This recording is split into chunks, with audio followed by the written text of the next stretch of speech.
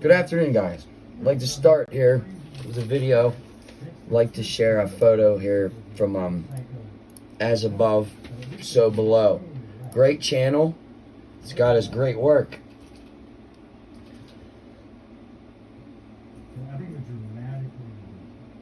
This photo, I mean, if you know anything about photos and anomalies and, you know, nature and how things are, that's a scary ass stump if you ask me.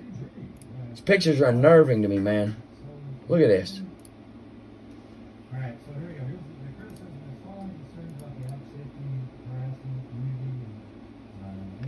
What I saw, the second one, was right here. It was unnerving to me.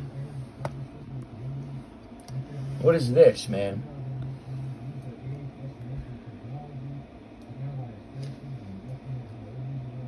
That is not natural to the woods. What is this? What is this?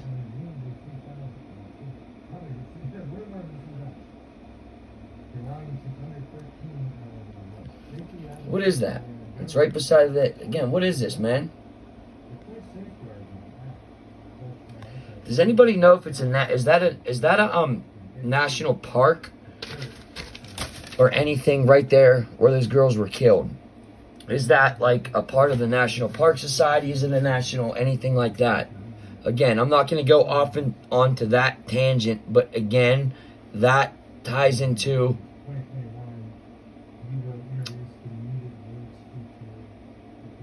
honestly, it really ties into I just lost my total and complete train of thought. But so As Above, So Below put these photos out.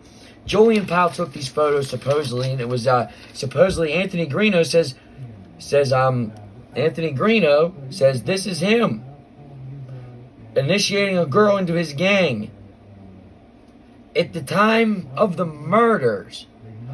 This just doesn't make sense to me, man. Like, these people were at the scene of the crime, the time it occurs. But these people are there. It's a known fact. And also on Anthony Greeno's, he talks about how people would hang out at the bridge and this, that, and the other thing. But supposedly he didn't know anything of this bridge or that this bridge even existed until after the murders. Again, that's contradicting information you're putting out there, Mr. Greeno. I'm more than willing to have Mr. Greeno on the podcast. I'm more than willing to get any of these people on the podcast.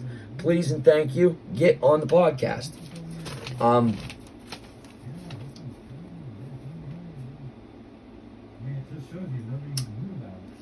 From day one, Greeno rubbed me the wrong way.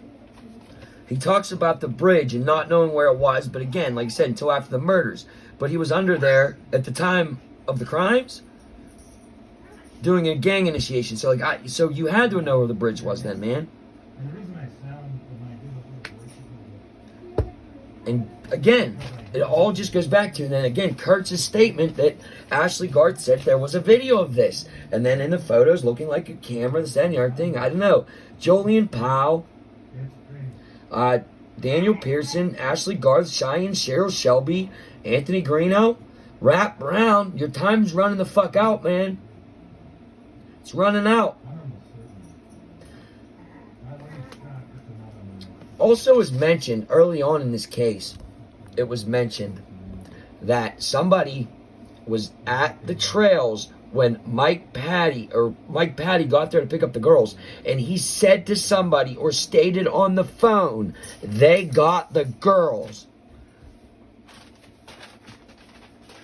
Does anybody have any information on this? If you do, comments below. Please link it below. Come on, guys, stop fighting then. Just please link it below. That's what I want to know. Thank you. Give it a like, subscribe, share, and I hope my videos are being a little more stable for you. I'm gonna start. I might start a whole Delphi channel, not sure, but I at least want to get the information I have out there, and I want it to be known. I'm not scared of any of these people. I'm not worried about anybody coming after me. I don't care. I know how the cabal works, and I know how all this stuff is, and it's It's not a worry to me. Another thing discerning to me. This was supposedly was all done by 3:30, and the girls were killed by 3:30, but Abby didn't die till the next day when I took her to the hospital, correct? And there were screams at 2 o'clock in the morning. And the police wouldn't come and check it out. And they won't release the autopsy or the crime scene photos, crime scene anything. They said it's horrific. If there are signatures, if anything holds true of bindings, a hatchet, or anything of that nature, when you go bind somebody up, that is like personal, man. Like when a homeless guy gets killed because someone just shot him, I get it. Like, but if that homeless man was tied up and castrated or something by chance, like that's another level of killing. I mean, I don't know how to explain it, but again, and also that's very premeditated. If this man had bindings, etc., etc., I just feel that that's very personal, and that's another level of killing.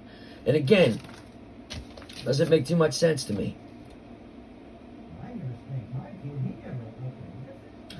Another thing was that the community pays for trail cameras on those trails that were not functioning that day. Anybody have any validity to this?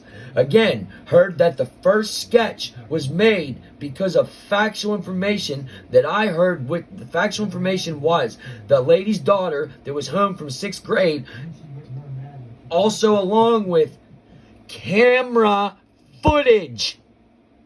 They created the first sketch.